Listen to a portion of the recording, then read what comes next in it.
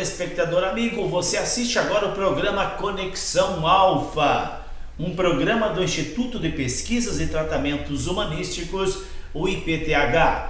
Falamos aqui dos nossos estúdios da Rua Ponta Grossa, 1836, sobre Loja dos Calçados Santa Rita. Neste mesmo endereço temos atividades abertas à população todas as terças-feiras às 20 horas. Também constelações sistêmicas familiares aberta à população às sextas-feiras às 19h30 e nos sábados às 14 horas. E a entrada é 1 quilo de alimento e você é o nosso convidado.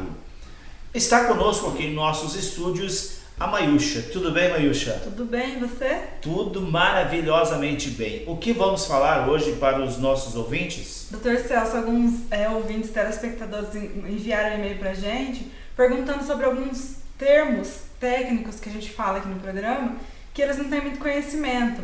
Então eles perguntaram pra gente falar sobre os registros akáshicos, que são onde está guardadas as memórias da nossa alma, do passado, do presente e até mesmo do futuro. Eles querem entender o que é e como pode fazer para acionar essa memória, Dr. Celso. Para acionar? Pois não. Vejam bem, a nossa mente, ela é extracerebral também. As memórias e os pensamentos não são exclusivamente arquivados na mente ou no cérebro. Nós estudamos a mente humana, estudamos a espiritologia de uma forma aplicativa e dentro do contexto dos pensamentos e das memórias existem, na realidade é bíblico, viu, Mayusha? A Bíblia fala dos 3 livros da vida e nós, como pesquisadores da ciência mental, eu sou um psicocientista, eu trabalho dentro do mecanismo da mente. E nós descobrimos os filamentos energéticos que fazem as ligações da mente humana com esses 3 livros da vida. Esses 3 livros da vida que o Apocalipse fala, na verdade são hoje conhecidos pela ciência como campos mórficos, éter atmosférico e registros akáshicos. Os registros akáshicos guardam todos os eventos ocorridos em nossas existências. É como se fosse uma biblioteca ou um arquivo extracerebral onde é arquivado todos os eventos vivenciados por nós. E durante o processo no túnel do esquecimento, que é um período entre uma vida e outra, os registros akáshicos servem como um galpão para guardar uma mudança, por exemplo. Vamos supor que a pessoa vai viajar, vai ficar 10 anos fora do país, então ele guarda num certo galpão a mudança dele, os móveis. Da mesma forma, as memórias são arquivadas e registradas e guardadas em um compartimento extracerebral, no éter atmosférico, isso é fora do cérebro, chamado registros akáshicos. E quando nós passamos numa fase entre uma vida e outra, todos os registros da alma ficam arquivados nesses registros akáshicos. E depois do nosso nascimento, é possível que nós tenhamos acesso aos registros akáshicos. É proposital esse esquecimento dessas memórias? Porque, na verdade, algumas pessoas até conseguem acionar sozinhas, mas a maioria não consegue. Então, é importante esse esquecimento para a gente acessar só em alguns momentos? Vejam bem, a pergunta dela é o seguinte: esse esquecimento é proposital? O grande arquiteto do universo, Deus, quando nos envia para a matéria, nós temos uma bagagem antes de vir aqui, já vivemos outras vidas. Então nós temos esses arquivos, onde estão arquivados aquilo que nós fizemos.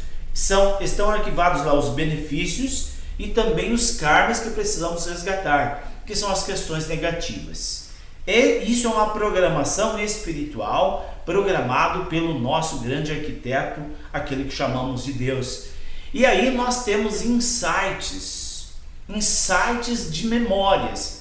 Algumas pessoas narram que tiveram sonhos muito bem elaborados, onde eles trabalhavam numa determinada profissão, junto com determinadas pessoas, mas diz às pessoas que isso é tão real E na verdade é real mesmo.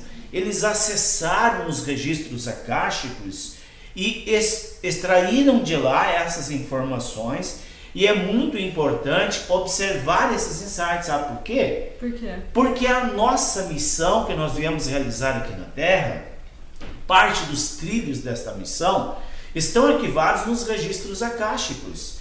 E o treinamento mental que nós fazemos aqui no IPTH, em todas as reuniões de terças-feiras, nós ensinamos as pessoas a entrar em onda alfa.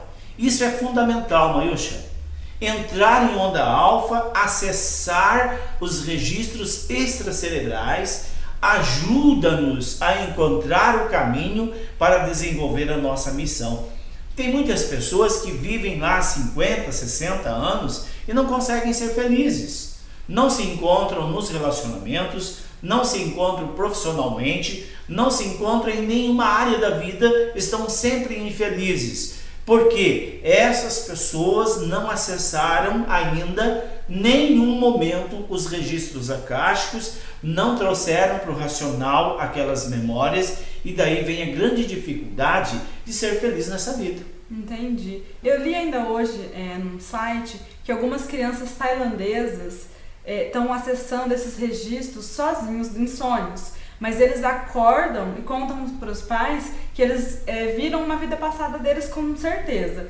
Os pais levaram eles a alguns terapeutas e aí eles conseguiram, através da regressão e da hipnose, constatar que aquilo era realmente verdade, não era invenção das crianças.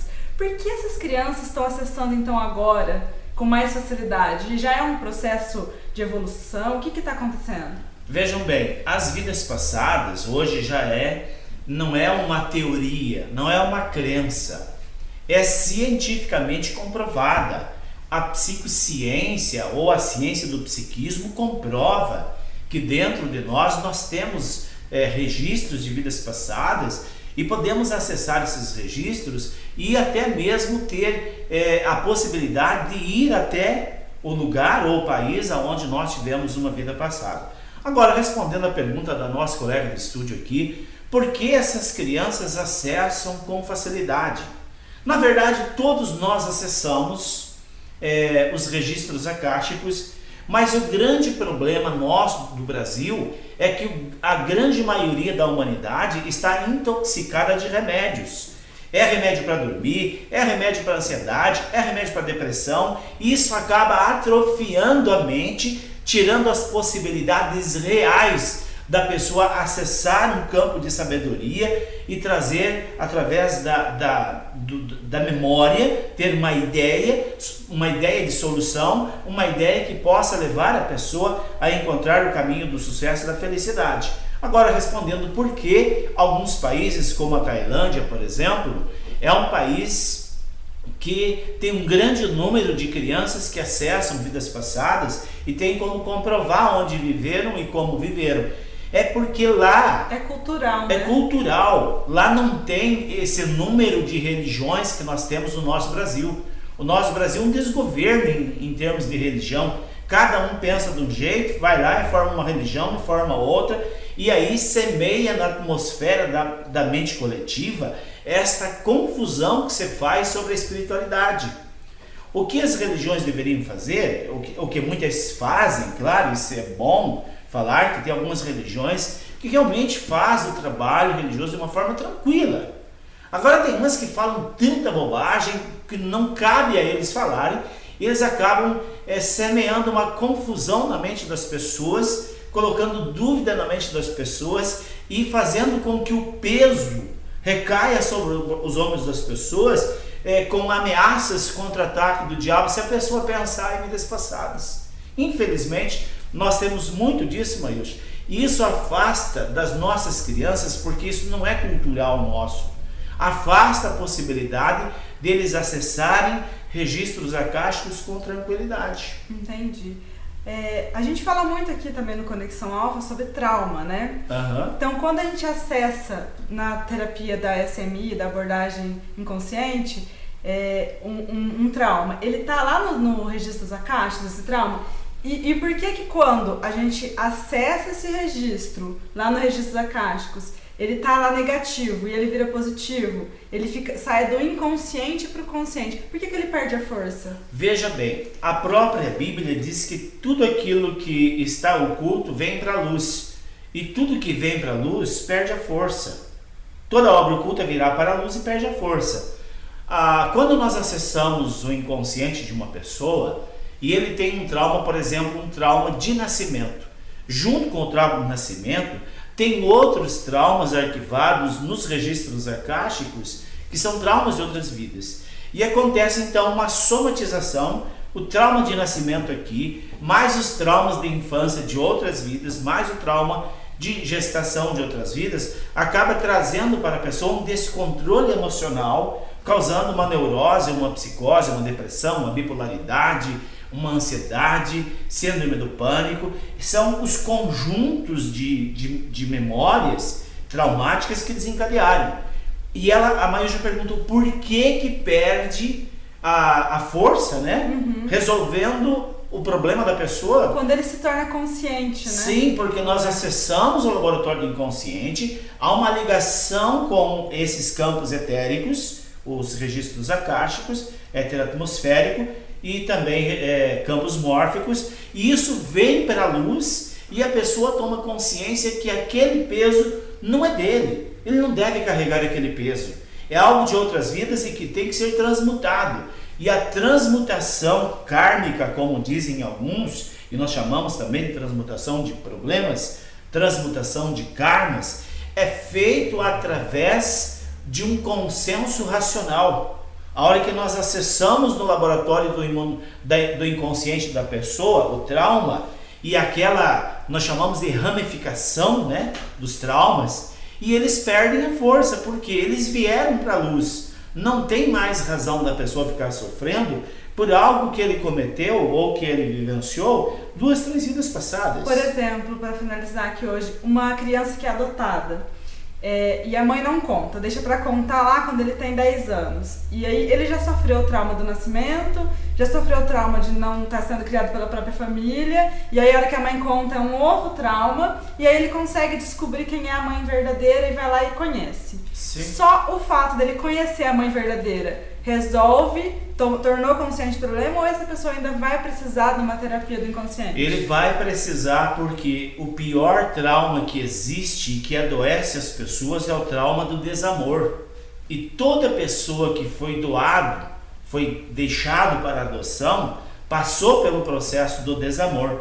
E o desamor, ele encobre toda a essência e toda a realidade potencial que a pessoa tem dentro de si. Aquela vida e vida abundante é encoberto pelo trauma do desamor. Só o fato de conhecer a mãe biológica não vai ressignificar. Precisa realmente um tratamento mais profundo para que seja novamente acionado o mecanismo do amor verdadeiro, do amor primeiro, que chamamos de amor efetivo. Este amor, sim, quando nós acessamos ele tem o poder de resolver o problema das crianças adotadas ou de crianças traumatizadas. Muito obrigada pelas informações. O Conexão Alfa de hoje chegou ao fim, mas você pode continuar seguindo as nossas informações pelo nosso site www.ipth.com.br ou pelo Facebook Instituto IPTH. Até mais, doutor! Até mais, eu deixo um grande abraço a todos os nossos telespectadores e nós voltamos na próxima oportunidade com um novo programa Conexão Alfa.